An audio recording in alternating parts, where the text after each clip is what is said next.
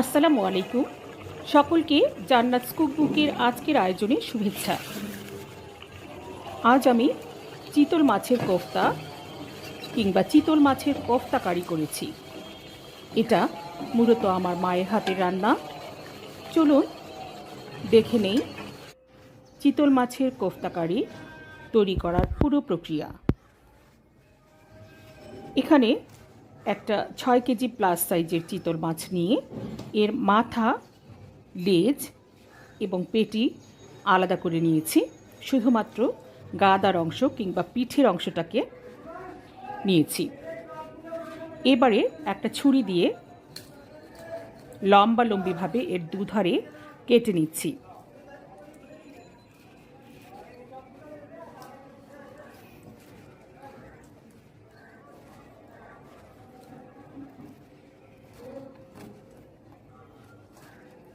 মাঝ বরাবর দুধার কেটে নিয়ে একটা চা চামচের ধারালো অংশ দিয়ে এভাবে করে টেনে টেনে চিতল মাছের মাংসটা আমি বের করে নিচ্ছি। এতে করে খুব সহজেই চিতল মাছের শুধুমাত্র মাংসটা বের হয়ে আসবে। কাটা এবং চামড়া সবগুলোই আলাদাভাবে থেকে যাবে।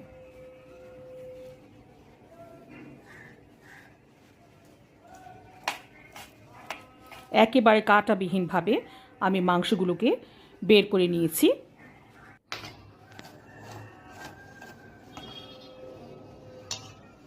এর চামড়াটা দিয়ে আজ আমার কোনো কাজ নেই। অনেকেই এটা বিভিন্নভাবে ব্যবহার করে থাকেন। এখানে আমার 2 কাপ মতো চিতল মাছের মাংস হয়েছে।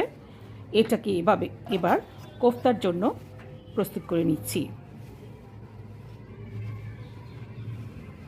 একটা বাটিতে চিতল মাছের মাংসের সাথে 2টো মাঝারি সাইজের পেঁয়াজ এবং 4 থেকে 5টি কাঁচামরিচ ব্লেন্ডারে খুব বেশি মিহি না করে ছুরা করে নিয়েছি, সেটা দিয়ে দিচ্ছি। এবারে হাফ চা চামচ করে হলুদ গুঁড়ো, রসুন বাটা, আদা বাটা এবং লবণ দিয়ে দিচ্ছি।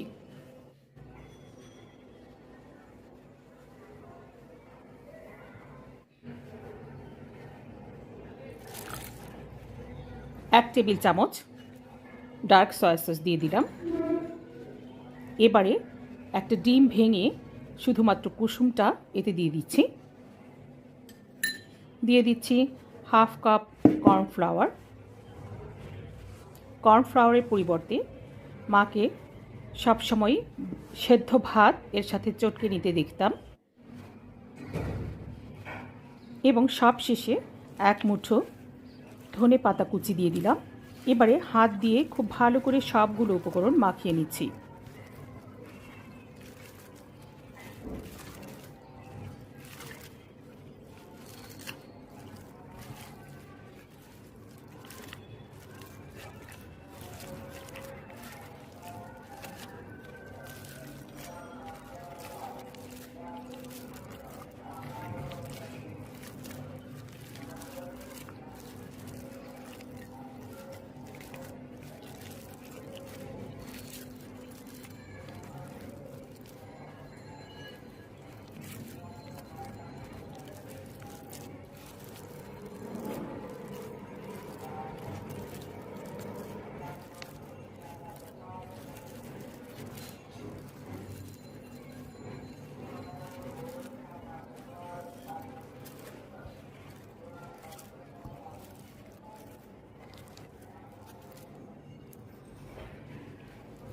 সবগুলো উপকরণ মাখানো হয়ে গেলে হাতের তালুতে আলতো করে একটু সয়াবিন তেল মাখিয়ে নিয়ে হাত দিয়ে চেপে চেপে গোল গোল করে এভাবে কোফতার শেপ দিয়ে নিচ্ছি।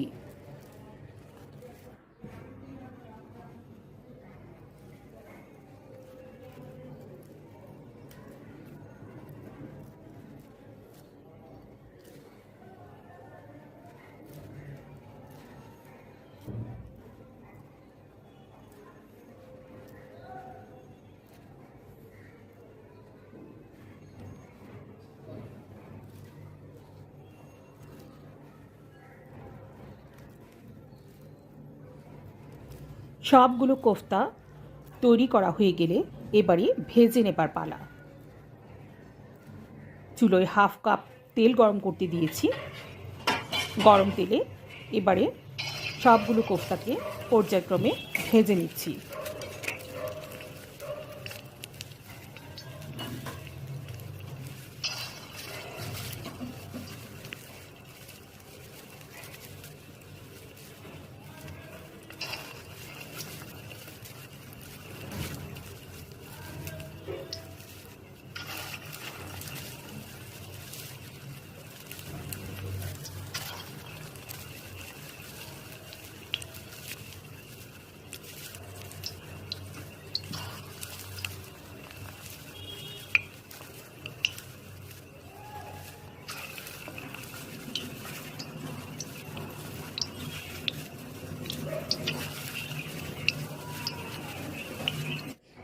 কোফতাগুলোকে চমৎকারভাবে সোনালি করে ভেজে নিলাম।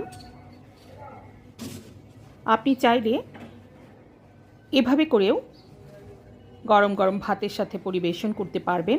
তবে আজকে আমি একটা গ্রেভি তৈরি করে সেই গ্রেভিতে এই কোফতাগুলো দিয়ে একটা কারি তৈরি করেছি। গ্রেভিটা তৈরি করার জন্য 1/2 কাপ সয়াবিন তেল দিয়ে দিয়েছি অন্য একটি কড়াইতে। তেল গরম হয়ে আসলে 1 কাপ পেঁয়াজ কুচি দিয়ে পেঁয়াজটা নরম করে ভেজে নিচ্ছি।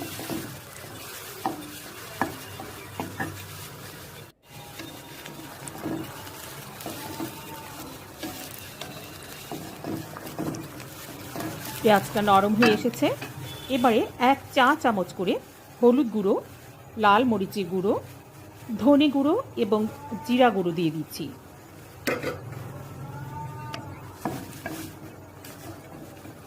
নেড়ে চেড়ে মশলাটাকে ভালো করে কষিয়ে নেবার জন্য এবং এর কাঁচা ভাবটা দূর করার জন্য এখানে 1 কাপ পানি অ্যাড করছি।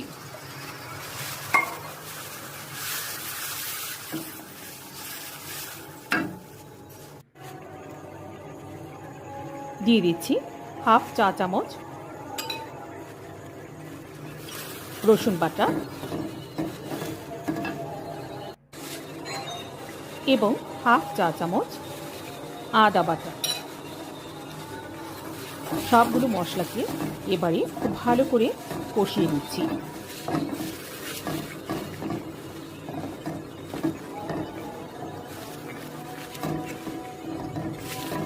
মশলাগুলো খুব ভালো করে কষিয়ে নেওয়া হলে 2 পাকা টমেটো কুচি করে নিয়েছিলাম, সেটা মশলায় দিয়ে খুব ভালো করে মশলার সাথে কষিয়ে নিতে হবে।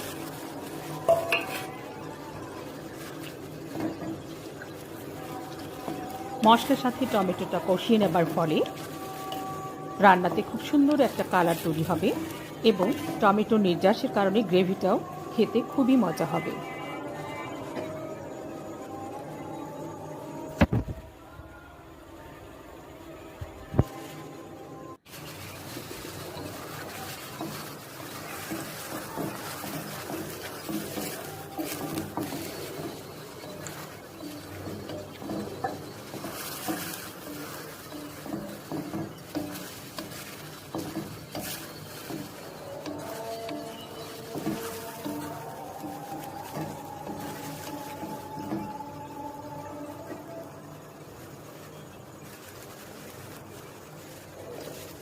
টমেটোটা খুব ভালো করে কষানো হয়ে গেলে এখানে 2 কাপ গরম পানি দিয়ে দিচ্ছি। আপনি চাইলে এখানে ঠান্ডা পানি ব্যবহার করতে পারবেন।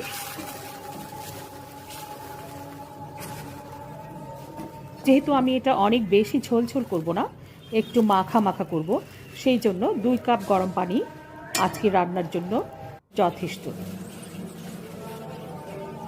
3 থেকে 4টি কাঁচামরিচ দিয়ে দিচ্ছি এবং ঝোলে খুব ভালো করে বরফ চলে আসা পর্যন্ত অপেক্ষা করছি।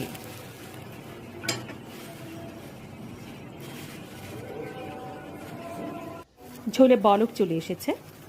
এবারে ভেজে রাখা কোফতাগুলো এক এক করে ঝোলে ডুবিয়ে দিচ্ছি।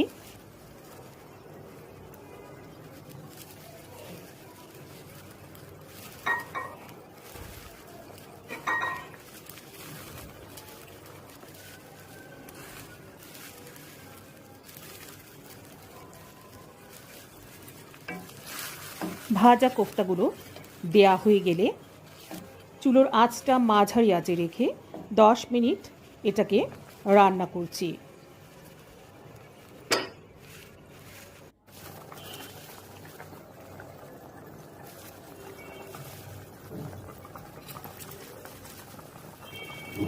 এবারে ঝোলের জন্য 1 চা চামচ লবণ দিয়ে দিয়েছি। এর আগে যখন কোফতা তৈরি করেছিলাম তখন হাফ চা চামচ লবণ এর সাথে দিয়েছিলাম।